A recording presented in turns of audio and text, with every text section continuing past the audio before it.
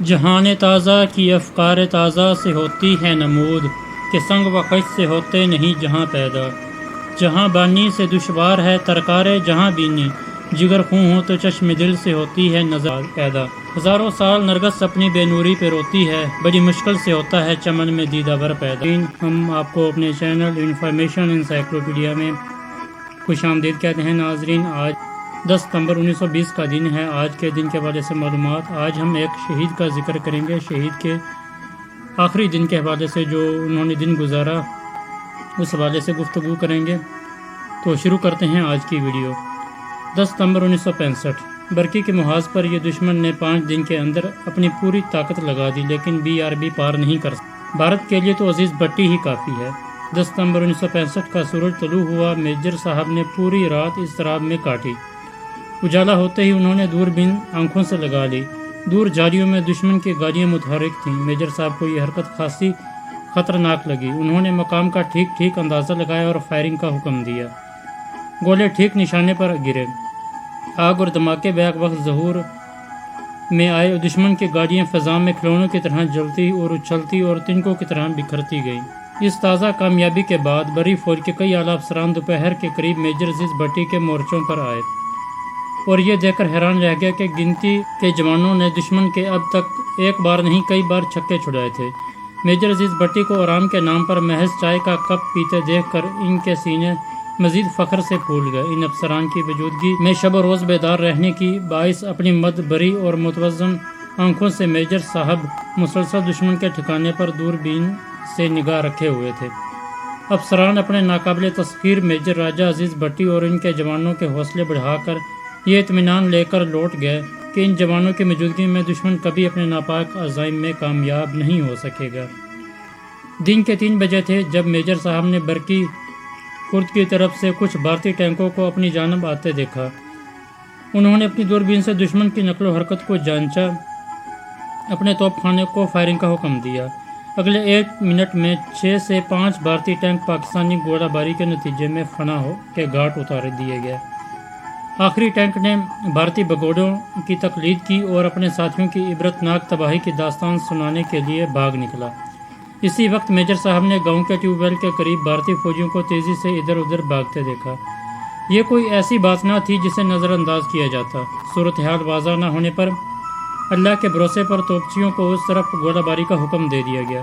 چنانچہ لمحوں بعد پاکستانی گولہ باری کے نتیجے میں ٹیوب ویل کے ارد گرد کا علاقہ زوردار دھماکوں کی زد میں آ گیا۔ پتہ چلا کہ وہاں بھارتی فوج نے اسلحہ اور بارود کا ذخیرہ کر رکھا تھا جو گولہ باری سے تباہ ہو گیا۔ میجر صاحب نے اللہ کا شکر ادا کیا جس نے ان کو اندازے سے کرائی گئی گولہ باری کے نتیجے میں ایسی کامیابی نوازی۔ 10 ستمبر 1965 کی شام کے قریب میجر صاحب نے غسل کیا، جوانوں سے جا کر ملے۔ ہر فوجی جوان کا حوصلہ اور ان کو دیکھ کر وہ چند ہو جاتا۔ رات ہوتے ہی بھارتی توپ خانے نے شدید گولہ باری کا آغاز کر دیا۔ کانوں کے پردے پھٹنے لگے۔ ساتھ ہی دشمن کے ٹینکوں، توپوں اور مشین گنوں نے بھی حرکت شروع کر دی۔ میجر صاحب نے اس بات کا ادراک ہوتے ہی تمام ساتھیوں کو چوبارے سے نیچے مورچوں میں بھیج دیا تھا۔ ہم خود وہیں چھت پر رکے رہے اور صورتحال کا جائزہ لیتے رہے۔ رات چاندنی ضرور تھی مگر دشمن کی اندھا دھند گولہ باری کے نتیجے میں پیدا شدہ دھماکوں اور دھوئیں نے ہر طرف اندھیر مچا رکھا تھا۔ ذرا سی چیز کیا صاف دکھائی نہ دیتی تھی۔ اسی وقت کسی نے نیچے سے چیخ کر کہا، سر دشمن نے حملہ کر دیا ہے، آپ نیچے آ جائیں۔ فکر مت کرو، میں تھوڑی دیر کے لیے نیچے آ رہا ہوں، میجر صاحب نے جواب دیا۔ پھر چند لمحوں بعد وہ نیچے اترے اور فیصلہ کر چکے تھے۔ انہوں نے اپنے جوانوں کو فائرنگ کرتے ہوئے واپس BRB نہر کے شکستہ پل کی طرف جانے کا حکم دیا تاکہ سب لوگ بحفاظت نہر کے کنارے پہنچ جائیں۔ حالات بڑی تیزی سے بے قابو ہو رہے تھے۔ بھارتی فوج پنجاب ریجمنٹ اور سکھ ریجمنٹ پر مشتمل تھی۔ اس وقت ان ریجمنٹوں کے ساتھ ٹینک اور بھارتی توپ خانہ بھی تھا۔ ان کے کمانڈر کرنل جوشی کی قیادت میں آگے بڑھ رہے تھے، جسے اس سے پہلے پاکستان کے خلاف رنگ کچھ کی جنگ میں بھارت کا اعلیٰ فوجی اعزاز مل چکا تھا۔ رات کے 10 بجے تھے جب دشمن نے اچانک پیش قدمی روک دی، ساتھ ہی گولہ باری اور فائرنگ بھی رک گئی، لیکن اس سے پہلے بھارتی فوج پورے گاؤں کو اپنے گھیرے میں لے چکی تھی۔ میجر صاحب نے اپنے ساتھیوں کو چوبارے میں بلایا اور حکم دیا کہ وہ دستی ہتھیار سنبھال لیں اور دشمن کے فوجیوں سے بچ کر اپنی کمپنی تک پہنچنے کی کوشش کریں۔ میجر صاحب نے اپنے نائب صوبیدار شیر دل کے ساتھ اسی جگہ رکنے کا فیصلہ کیا۔ بھارتی فوج اب برقی تھانہ اور اسکول کے ساتھ ساتھ شمالی ایریا میں بھی پھیل چکی تھی۔ یہ ایسی صورتحال تھی کہ پاکستان اور بھارتی فوجیں براہ راست ایک دوسرے کے سامنے آ گئیں۔ میجر صاحب نے نہایت اطمینان کے ساتھ صوبیدار شیر دل کو گائیڈ کیا اور اس سے بھارتی فوج پر ایسی شاندار گولہ باری کرائی کہ دشمن کی صفیں الٹ گئی۔ بے شمار جانی نقصان، ٹینکوں کی تباہی کے ساتھ جو سب سے بڑا سانحہ بھارتی فوج کو پیش آیا وہ یہ کہ کرنل جوشی اس گولہ باری میں جہنم رسید ہو گیا۔ یہ ایک ناقابل تلافی نقصان تھا جو میجر صاحب نے اپنے ہاتھوں سے بھارتی حملہ آوروں کو پہنچایا۔ جنگ بندی کے بعد اس واقعے کی جزئیات کا علم ہوا تو پتہ چلا کہ کرنل جوشی نے سکھ کمانڈر اس کے ساتھیوں کو سختی سے یہ حکم دے کر رکھا تھا چوبارے کے پی او پوسٹ کے انچارج کو زندہ گرفتار کرنا ہے، مگر وہ میجر صاحب کو گرفتار کرتے ہوئے خود ان کے ہاتھوں مارے گئے۔ میجر صاحب اور شیر دل کے لیے نہر تک پہنچنا بہت مشکل تھا۔ جگہ جگہ دشمن کے سپاہی ناکے لگائے پہرا دے رہے تھے۔ بہت سی جگہیں ایسی تھی جہاں خود پاک فوج نے بارودی سرنگیں بچھا رکھی تھی جن کے باعث جان کو خطرہ اور بھی بڑھ گیا تھا۔ اس کے ساتھ ہی راستے میں جا بجا دلدل کیچڑ تھا۔ تاہم ان تمام مشکلات کو اپنے عزم کے پاؤں تلے رونتے ہوئے میجر صاحب اور شیر دل بالآخر اپنی منزل کے قریب BRB نہر پر پہنچ گئے۔ اس مختصر واقعے سے انہوں نے فوجی ساتھیوں کو چند فکروں پر مشتمل ایک خطاب کیا جسے یہ الفاظ تھے: اللہ کے شیرو، اللہ آپ کا حامی و ناصر ہو۔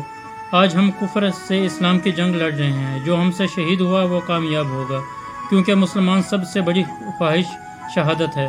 جو زندہ رہا غازی ہو گیا، اس لیے آخری گولی تک، آخری فرد تک لڑو، نتیجہ اللہ پر چھوڑ دو، انشاءاللہ فتح ہماری ہوگی۔ اسی کے تھوڑی ہی دیر میں بھارتی فوج کو پیچھے سے کمک مل گئی اور دونوں طرف سے گولہ باری شروع ہو گئی۔ بے پناہ اسلحے کے حامل دشمن کے مقابلے میں میجر صاحب کے دستے میں ایمونیشن کی مسلسل کمی واقع ہو رہی تھی۔ اسی دوران ایک کمپنی BRB کے دوسرے کنارے پر پہنچنے کا حکم دیا، مگر اسلحے اور گولہ بارود کی خطرناک حد تک کمی کے عالم میں BRB کو پیار کرنا، دوسری طرف جانا اپنے فوجیوں کو موت کے منہ میں دھکیلنا والی بات تھی۔ اس لیے میجر صاحب نے عارضی طور پر فیصلہ کیا کہ پہلے دشمن کا سر کچلا جائے، اس کے بعد BRB نہر پار کی جائے، مگر وہ تھوڑی ہی دیر بعد اپنا فیصلہ بدلنے پر مجبور ہو گیا کیونکہ دشمن کا دباؤ مسلسل بڑھتا جا رہا تھا۔ وہ خدشہ تھا کہ وہ پل تک نہ آ پہنچے۔ اس واقعے میں میجر صاحب نے خود مشین گن سنبھالی اور دشمن پر فائرنگ شروع کر دی۔ اس وقت ان کی نظر دشمن کے ٹینکوں پر پڑی جو تیزی سے آگے بڑھتے چلے آ رہے تھے۔ ان کی تعداد 10 تھی۔ میجر صاحب نے حوالدار برخان کو ان پر گولہ باری کرنے کا حکم دیا تاکہ ان ٹینکوں کا روسہ روکا جا سکے۔ گولہ باری کے سوا کوئی دوسرا ہتھیار نہیں تھا جو ان کو ٹینکوں کو آگے بڑھنے سے روک سکے۔ اس دوران کشتی دوسری کھیپ لے جانے کے لیے لوٹ آئی۔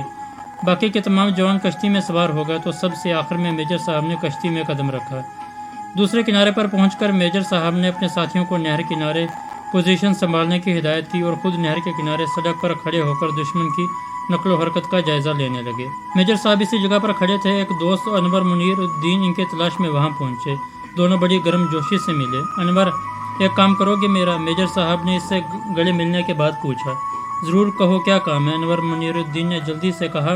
میجر صاحب نے اپنی انگلی سے انگوٹھی اتاری اور انور کے حوالے کرتے ہوئے کہا، میری شہادت کی صورت میں یہ انگوٹھی میرے گھر پہنچا دینا۔